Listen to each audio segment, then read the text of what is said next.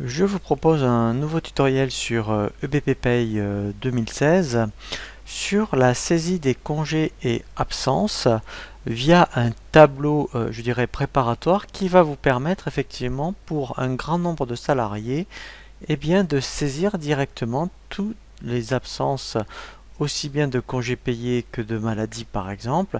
Et ce qui est intéressant, c'est qu'après vous aurez une visualisation, je dirais, de toutes les absences via ce tableau. Alors, nous avons vu sur des tutoriels précédents comment directement saisir manuellement soit une absence congé payé, soit une absence maladie.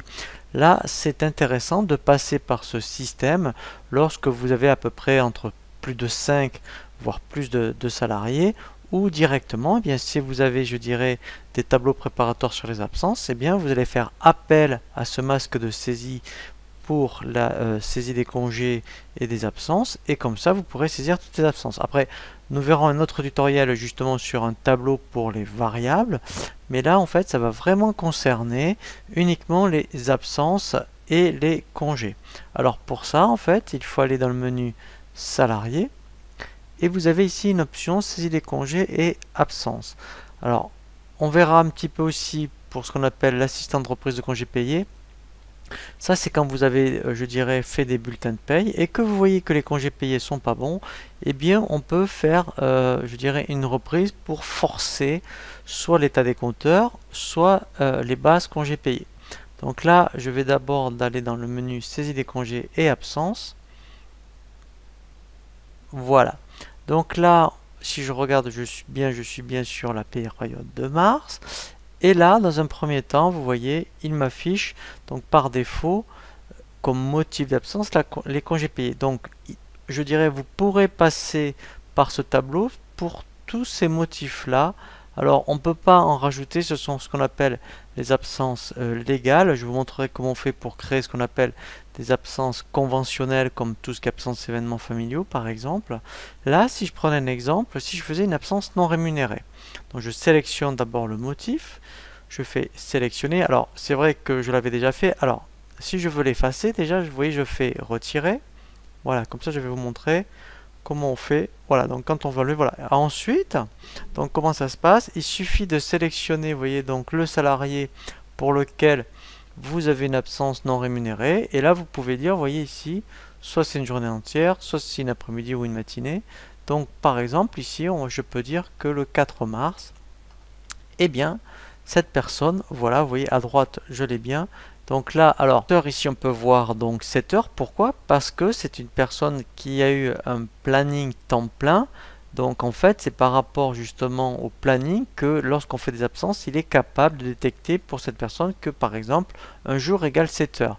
Et à tout moment, eh bien, vous voyez, vous pouvez changer de motif d'absence. Donc si je voulais même faire ce qu'on appelle une absence maladie, par exemple, vous voyez, absence maladie non professionnelle, voilà, je fais sélectionner, donc j'enregistre déjà les mots, voilà, donc là c'est normal, ça disparaît parce que j'ai changé de motif, et je peux dire, par exemple, pour cette personne, voilà, eh bien si je sélectionne, vous voyez, avec la souris, je vais le bouton gauche enfoncé, et après avec la barre d'espace, vous voyez, voilà, je peux donc directement indiquer les jours, et ici j'ai de suite, vous voyez, et bien donc là aussi c'est normal parce que c'est une personne qui était à temps plein. Donc en fait, il détecte que cette personne travaille 7 heures par jour. Donc pour chaque journée d'absence, ça fait 7 heures. Voilà. Donc quand j'ai terminé, je fais enregistrer et fermer. Et maintenant, je n'ai plus qu'à préparer donc les bulletins et je vais voir que directement pour le mois de mars, pour ces personnes-là, et bien effectivement, toutes ces absences ont bien été prises en compte. Je vais donc maintenant préparer tous les bulletins de paye par rapport au profil pour tous les salariés. Donc je vais dans le menu salarié. Je vais cliquer donc sur l'option préparer bulletin profil. Donc là c'est normal, c'est par rapport à une prime où il y avait des dates de rattachement que je n'ai pas indiquées, mais ça c'est pas grave, vous voyez, comme il y a un petit point d'exclamation, c'est juste un message d'avertissement, c'est pas bloquant. Et maintenant, l'intérêt, c'est que pour toutes les personnes pour lesquelles au mois de mars j'avais indiqué une absence, eh bien elle va être bien intégrée.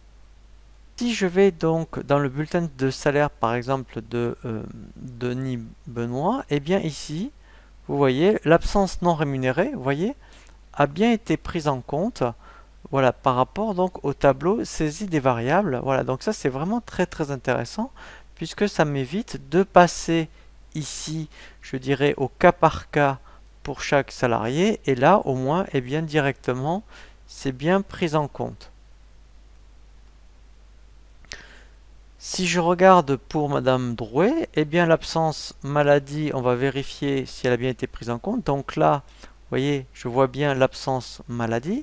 Voilà, donc vous voyez que si on résume, de passer par saisie, congé, absence, quand vous avez un grand nombre de salariés, sincèrement, moi je vous le conseille de passer par là.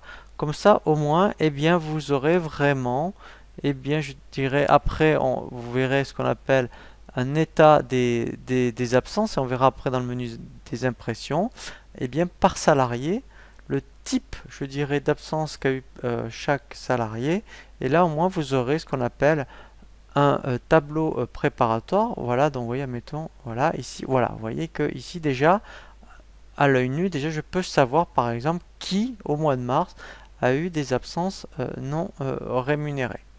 Voilà. Ensuite, juste pour terminer par ce tutoriel sur tout ce qui est saisie des congés absence, juste pour ce qu'on appelle l'assistant de reprise de congés payés, vous pouvez alors forcer entre guillemets. Alors, normalement, en principe, enfin, vous n'êtes pas trop amené à le faire, mais des fois ça peut arriver.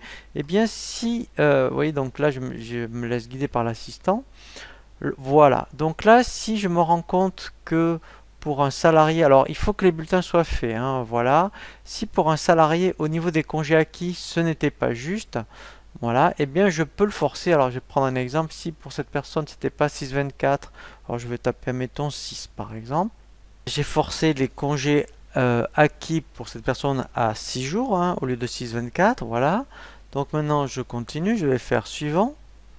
Donc pour N-1, alors pareil, peut-être que pour N-1, eh bien si j'avais oublié, vous voyez, d'avoir acquis, donc si admettons elle avait acquis 25, qu'elle en avait pris admettons 23, voilà, que la base des congés payés, alors là, ça va être vraiment fictif, je vais mettre admettons 22 000 par exemple, voilà, voilà, donc je fais suivant, alors j'avais pas de RTT.